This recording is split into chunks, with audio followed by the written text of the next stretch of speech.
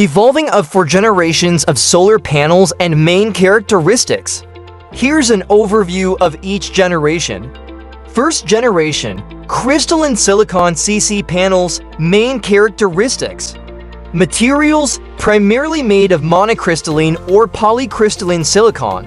Efficiency, generally high, with monocrystalline panels achieving 20 to 25% efficiency and polycrystalline panels ranging from 15 to 20%. Durability, long-lasting with lifespans exceeding 25 years. Cost, relatively high due to energy-intensive manufacturing processes. Key differences: monocrystalline, uniform black appearance, higher efficiency, and better performance in low light conditions. Polycrystalline, bluish hue, slightly lower efficiency, but more affordable due to simpler production methods. Applications, widely used in residential, commercial, and utility-scale solar projects. Suppliers, most of the Chinese and Korean solar panel suppliers, such as LONGi, Jinko, and Qcell aka Hanwha are supplying the first generation solar panels. Second generation, thin film solar panels, main characteristics.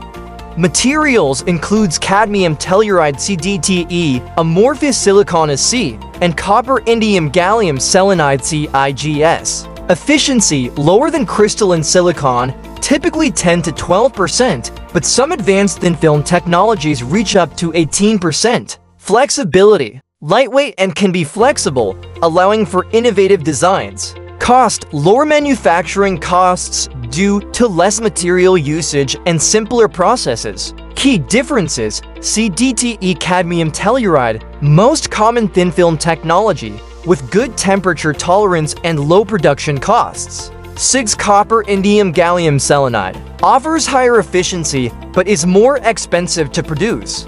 Si amorphous silicon, low efficiency but highly flexible, suitable for small-scale and portable applications. Applications: building integrated photovoltaics BIPV, portable solar chargers, and large-scale solar farms. Suppliers: First Solar from the United States is currently the best cadmium telluride solar panel supplier.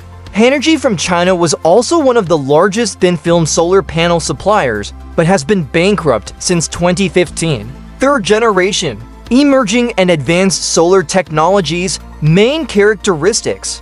Materials includes organic photovoltaics OPVs, desensitized solar cells DSSCs, and perovskite solar cells. Efficiency, rapidly improving, with perovskite cells reaching efficiencies of over 25% in laboratory settings. Cost, potentially low due to simple production methods, but currently higher due to limited commercialization. Flexibility, lightweight and can be transparent, enabling new applications like Windows and wearable devices. Key differences: OPVs, use organic materials, offering low cost and flexible designs but with lower efficiency. DSSCs, mimic photosynthesis, providing moderate efficiency and aesthetic options like color customization.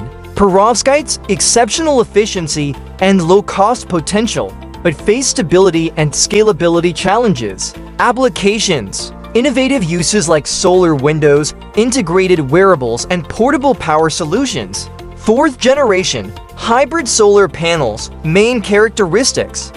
Materials combine traditional PV materials with advanced materials like quantum dots, tandem cells, or multi-junction cells. Efficiency, exceptional, with some tandem cells exceeding 40% under concentrated sunlight. Cost, currently high due to complex manufacturing processes and use of rare materials. Durability, aimed at improving stability and lifespan over earlier generations. Key differences: quantum dots enable tunable band gaps for capturing different light wavelengths. Tandem cells stack multiple layers to maximize light absorption across the spectrum.